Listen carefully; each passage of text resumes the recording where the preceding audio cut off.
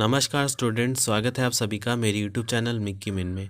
तो स्टूडेंट, इस वीडियो में आप सभी को BLIE 226 का ब्लॉक 4 का लास्ट लेक्चर यूनिट 15 लेके आया हूँ, जिसमें आपको ह्यूमन रिसोर्स डेवलपमेंट करवाऊंगा। इससे पहले इसके 2 और लेक्चर डल चुके हैं। अगर आपने वो वाले नहीं देखे हैं तो ऊपर आई बटन पर क्लिक करके या चैनल के प्लेलिस्ट से आप देख सकते हैं वो वाले वीडियोस। और आज ही हमारा जो इम्पोर्टेंट क्वेश्चन के जो टॉप इम्पॉर्टेंट क्वेश्चन और जो टॉप इम्पॉर्टेंट जो टॉपिक्स होते हैं वो वाला वीडियो अपलोड होगा और उसका PDF भी अपलोड होगा। तो अगर आपने हमारा व्हाट्सअप चैनल नहीं ज्वाइन किया है, ग्रुप जो ज्वाइन नहीं किया है और जो टेलीग्राम पे है, तो उसको भी आप ज्वाइन कर सकते हैं। लिंक आपको वीडियो के डिस्क्रिप्शन में मिल जाएगा। तो चलिए स्टार्ट करते हैं। Human resource development unit 15। इसमें क्या क्या इंपॉर्टेंट है कि concept of human resource development, मतलब क्या कॉन्सेप्ट है ह्यूमन रिसोर्स डेवलपमेंट में। तो इसमें जैसे स्ट्रैटेजीज़ आ जाती हैं, फिलॉसफी आ जाता है, की एलिमेंट आ जाता है। इसके अलावा आपको human elements of the organisation, जो ह्यूमन एलिमेंट्स होते हैं ऑर्गेनाइजेशन का, वो पढ़ना है। जैसे कि studies on human behaviour, leadership, motivation, communication, ये सब क्या है, एलिमेंट है ह्यूमन एलिमेंट है ऑर्गेनाइजेशन का। उसके अलावा आपको पढ़ना है मैनेजमेंट अप्रोच टूवर्ड क्वालिटी। जैसे टोटल क्वालिटी मैनेजमेंट होता है, तो इसमें है अप्रोचेस टूवर्ड क्वालिटी ह्यूमन का। फिर उसके बाद आपको लास्ट में पढ़ना है human resource development in library and information institution. Very important, star mark लगा लें। ये ऐसे क्वेश्चन आते हैं जो कि लाइब्रेरी से रिलेट करके क्वेश्चन बनाता है। तो इसमें हमने आपका ह्यूमन रिसोर्स डेवलपमेंट पढ़ना है, जिसमें प्लानिंग हमने पढ़ लिया था आपका, और मैनेजमेंट भी पढ़ लिया था। यहाँ पे डेवलपमेंट पढ़ना है। तो concept of human resource development, तो ह्यूमन रिसोर्स डेवलपमेंट क्या है, जो भी हमारा ह्यूमन रिसोर्स है उसका कैसे डेवलपमेंट करना है, उसकी कैसे ट्रेनिंग करना है, इंडिविजुअली उसको मतलब कैसे मैनेज करना है, उसकी डेवलपमेंट, हर चीज़ उसमें देखना पड़ता है। स्किल कैसे उसको बढ़ाना है, नॉलेज कैसे बढ़ाना है, ये सब डेवलपमेंट में आता है। तो ये सब ह्यूमन रिसोर्स डेवलपमेंट का पार्ट है। उसके अलावा स्ट्रेटजीज़ की बात करें तो human resource HRD is a set of program, एक प्रोग्राम है इन एन ऑर्गेनाइजेशन में, जो कि हमें क्या प्रोवाइड करता है, facilities and opportunities for the man power force for education, learning, development. मतलब कि उनको एक अपॉर्चुनिटी प्रोवाइड करता है जिससे वो अपने आप को एनरिच बना सके, अपने आप को मतलब उस लेवल तक पहुंचा सके जहां तक उनको एजुकेशन अच्छी हो, उनकी लर्निंग अच्छी हो, डेवलपमेंट अच्छा हो, ट्रेनिंग अच्छी मिले उनको। इन ऑर्डर, उसका मतलब मोटिव क्या होता है, ताकि वो इम्प्रूव कर सके इंडिविजुअली या टीम के हिसाब से, या बात करें ऑर्गेनाइजेशन परफॉर्मेंस का। मतलब मेन ऑब्जेक्टिव यही होता है कि सब कुछ उनके अंदर डेवलप हो और उसका फ़ायदा कहाँ हो, उनके खुद को भी तो हो, बट उनका जो कॉन्ट्ररी जो ऑर्गेनाइजेशन है। अगर लाइब्रेरी की बात करें तो लाइब्रेरी के जो हमारा क्या बोलते हैं वर्क फोर्स है, उनको फ़ायदा हो, और जो हमारा यूज़र है उनको फ़ायदा हो। तो ये मेन ऑब्जेक्टिव होता है उसका। उसके अलावा यहाँ पे बात करें स्ट्रैटेजीज़ बात करें तो strategies of HRD aim to provide a coherent and comprehensive framework, coherent और कॉम्प्रिहेंसिव फ्रेमवर्क प्रोवाइड करे for developing the human resource of an organisation. किसी भी ऑर्गेनाइजेशन का ह्यूमन रिसोर्स डेवलपमेंट अच्छे से हो। फिर HRD जो है वो process will be gather to provide an environment in which employees are encourage to learn and develop. मतलब एक तरह से ऐसा एनवायरनमेंट बनाया जाए जिसमें जो एम्प्लॉयज़ हो वो लर्न करें, और उनको एक मतलब प्रोत्साहना की एनवायरनमेंट मिले जहाँ पे वो अपने आप को एक्सप्लोर भी कर पाए। तो ये सारी चीज़ में आएंगी। HRD फिलोसफी आप लोग पढ़ लेना, वैसे एक आधा नहीं है, कुछ खास नहीं है इसमें। हाँ, की पढ़ना है, की एलिमेंट ऑफ HRD। की एलिमेंट ऑफ HRD की बात करें तो जितनी भी उनके अंदर इंटेलेक्चुअल नॉलेज हो गया, वेरियस टेक्निकल स्किल हो गए, ह्यूमन रिसोर्स में जो एड सेल्फ डेवलपमेंट हो गया, ये सब क्या है, ये सब उनके अंदर की एलिमेंट है उनके अंदर। तो यहाँ पे intellectual knowledge and technical skill में आ जाता है लर्निंग में क्या होता है, जैसे acquiring new skill, studying to communication skill को मतलब एक्वायर करना, बहुत सारी जितनी भी चीज़ें हैं जो कि न्यू न्यू चीज़ें हैं उनको एक्वायर करना, कॉम्प्लेक्स चीज़ों को ब्रेक डाउन करके अच्छे से मतलब उसको लर्न करना। क्योंकि मान लीजिए कोई वर्कर है जो कि पहले से एम्प्लॉयड है, तो उसको लर्न करने के लिए क्या होगा, अब एकदम से तो लर्न नहीं करेगा। तो जो इनिशियल फेज़ में लर्न कर लिया उसको तो बहुत आसान से कर लेगा, बट जो ऑलरेडी वर्किंग है उसको हम ट्रेनिंग देंगे तो वो धीरे धीरे स्टेप बाय स्टेप चीज़ों को लर्न करेगा।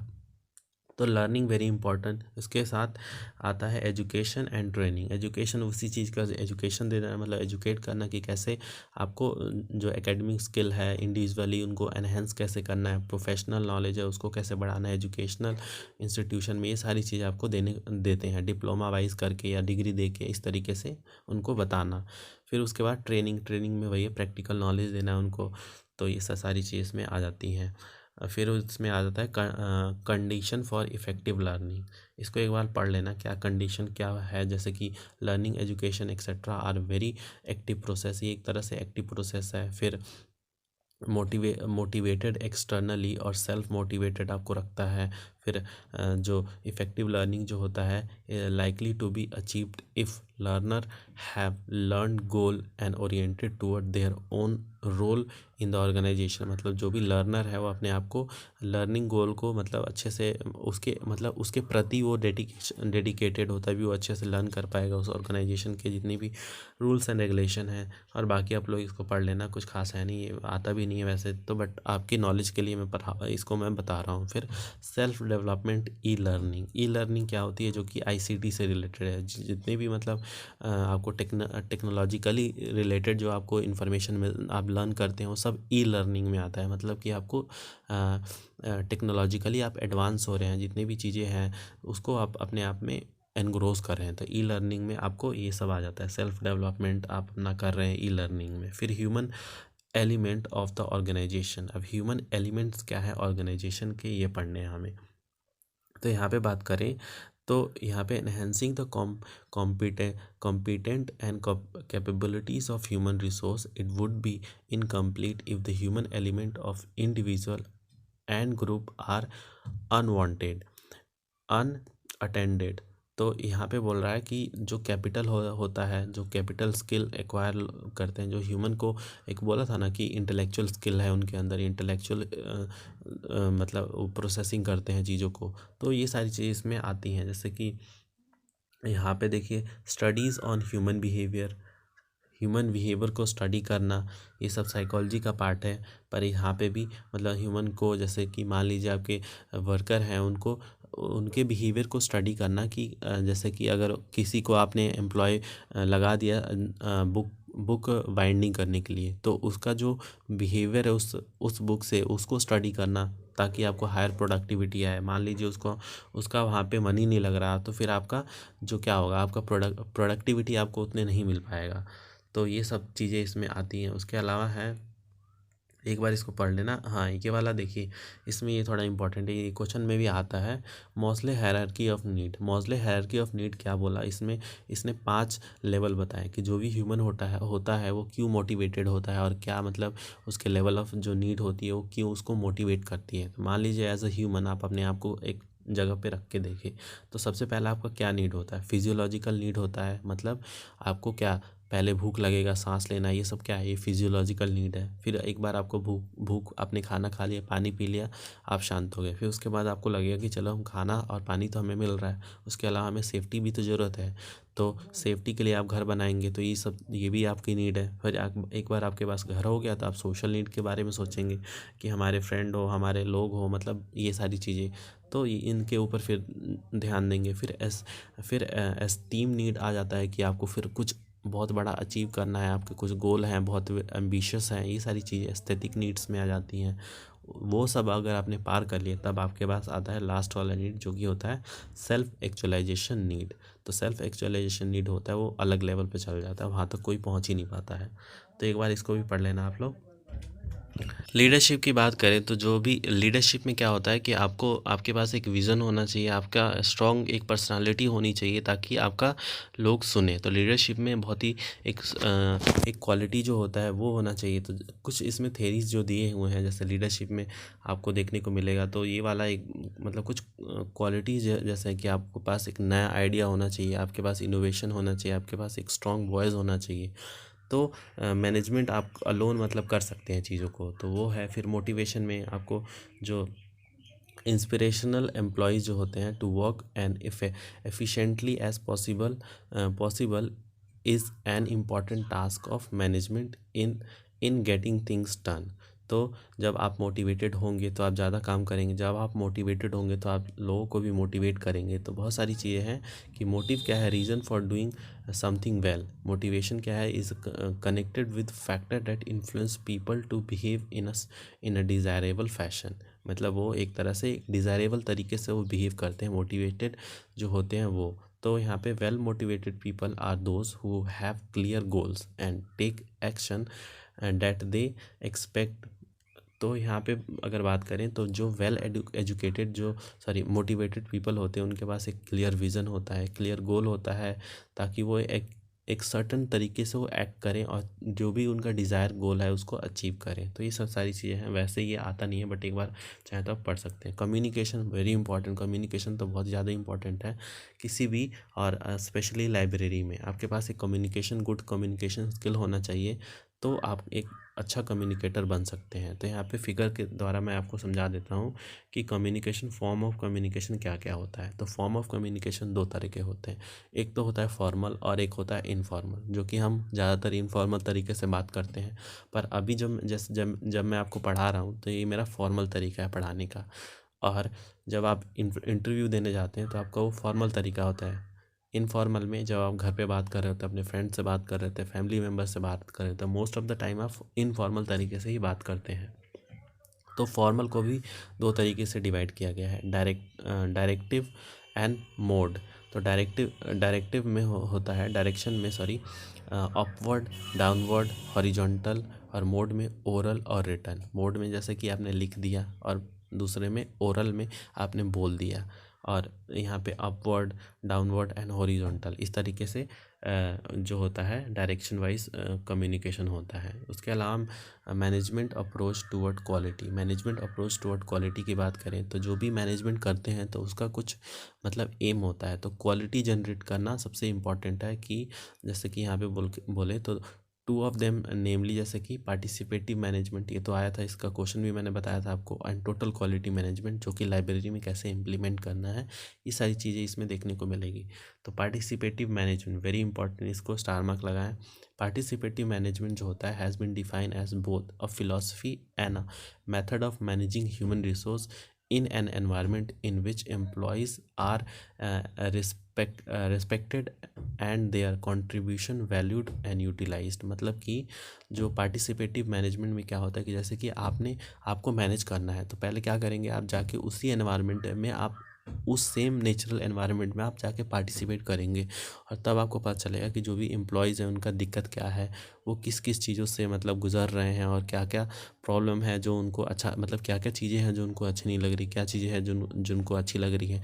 तो एक बार आपने पार्टिसिपेट करके चीज़ों को समझ लिया, फिर आप अच्छे से मैनेज कर पाएंगे, उनके अकॉर्डिंग उनको टास्क दे पाएंगे। तो ये सारी चीज़ें इसमें आ जाएंगी। इसमें क्या होता है, participative management involve employees in sharing information, making decision, solving problem, planning project and evaluating result. तो ये सारी चीज़ इसके अंदर आ जाती है, जिसमें एम्प्लॉयज़ जो इन्वॉल्व होता है directly. Those who favour greater participation based their belief and the rank. जो मैंने आपको बताया था ना कि आप पार्टिसिपेट करके चीज़ें करते हैं, तो पार्टिसिपेटिव ऑब्जर्वेशन भी होता है, जिसमें आप पार्टिसिपेट करते हैं उस फील्ड, मतलब उन्हीं के साथ पार्टिसिपेट करके ऑब्जर्व करते हैं कि क्या क्या दिक्कतें हैं, क्या चीज़ें हैं। इसमें ग्रेटर मतलब आपको चीज़ें समझ में आती है, ज़्यादा अच्छे से समझ में आती है। उसके अलावा इसमें एडवांटेजेस ऑफ पार्टिसिपेटिव मैनेजमेंट की बात करें तो हायर प्रोडक्टिविटी आपको मिलेगी, क्योंकि आपने उनके साथ इन्वॉल्व होकर समझा है चीज़ों को और फिर मैनेज कर रहे हैं, तो प्रोडक्टिविटी आपको हायर मिलेगी, सुपीरियर क्वालिटी का आपको प्रोडक्ट मिलेगा, जो भी चीज़ें मिलेगी वो सुपीरियर क्वालिटी, वाइडर एक्सपेक्टेबिलिटी आपको उसमें देखने को मिलेगा। और डिसएडवांटेजेस की बात करें तो इम्प्लीमेंटेशन में थोड़ा दिक्कत आती है, ग्रुप डिसीजन मेकिंग में दिक्कत आएगा और लोअर क्वालिटी डिसीजन में, क्योंकि यहाँ पे आप उनसे डायरेक्टली इन्वॉल्व हैं। फिर टोटल क्वालिटी मैनेजमेंट, ये मैंने ऑलरेडी बता रखा है कि टोटल क्वालिटी मैनेजमेंट होता क्या है और टोटल क्वालिटी मैनेजमेंट को हम लाइब्रेरी में कैसे इम्प्लीमेंट करते हैं। तो इसको मैं अब नहीं करवा रहा हूँ, आप लोग इसको एक बार कर लेना।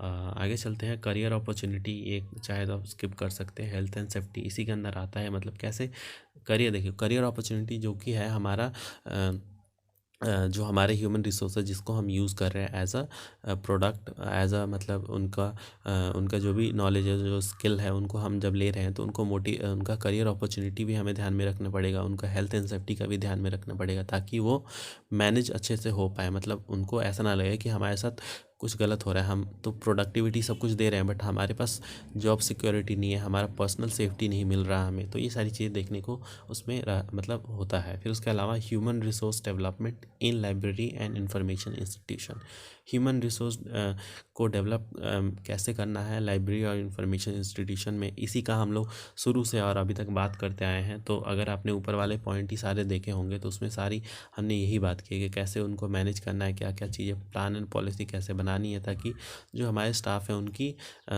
उनका जो मैनेजमेंट हो सके, प्लानिंग हो सके। तो ये सारी चीज़ इसमें हमने बात किया है। इसके अलावा भी अगर बात करें यहाँ पे तो यहाँ पे professional who have been to work in this institution will have to be blend of several skill, उनके पास कुछ स्किल होना चाहिए, जैसे सब्जेक्ट स्पेशलिस्ट होना चाहिए, उनके नॉलेज जो होना चाहिए, उनको काफ़ी अच्छा नॉलेज होना चाहिए ताकि वो सर्विस अच्छा प्रोवाइड कर सके। और यहाँ पे एक्सपर्टीज़ उनको होना चाहिए, कोई भी नॉलेज, जैसे यहाँ पे कंप्यूटर नॉलेज की बात करें या कोई भी स्किल की बात करें, उसमें communication ability very important, return होना चाहिए, ओरल होना चाहिए, हाई लेवल का मतलब कम्युनिकेशन स्किल होना चाहिए, मैनेजमेंट स्किल होना चाहिए ताकि वो हैंडल कर सके कॉम्प्लेक्स ऑर्गेनाइजेशन को, और ह्यूमन क्वालिटी ऑफ लीडरशिप का भी बताया था मैंने। फिर वर्जन ऑफ पार्टिसिपेशन पेटिव to plan for the future, और उनके पास एक अच्छा विज़न होना चाहिए ताकि वो फ्यूचर के लिए भी प्लान कर सके। तो ये सारी चीज़ इसके अंदर आती है। तो इसी के साथ ये भी लेक्चर है हमारा कंप्लीट होता है, और इसी के साथ ये पूरा जितने भी यूनिट थे हमने पूरा कवर करा दिया और पूरा ब्लॉग भी कंप्लीट हो गया है। तो आई होप आप लोग को कोई दिक्कत नहीं हो रही होगी सो फार। अगर फिर भी कोई दिक्कत हो तो प्लीज़ करके कमेंट बॉक्स में ज़रूर पूछें, और ज़्यादा से ज़्यादा वीडियो को शेयर करें अपने दोस्तों में जहाँ पे भी कर सकते हैं ताकि बाकी स्टूडेंट की भी हेल्प हो सके। और हम एक और लेक्चर लेके आने वाले हैं वो MLIS के लिए।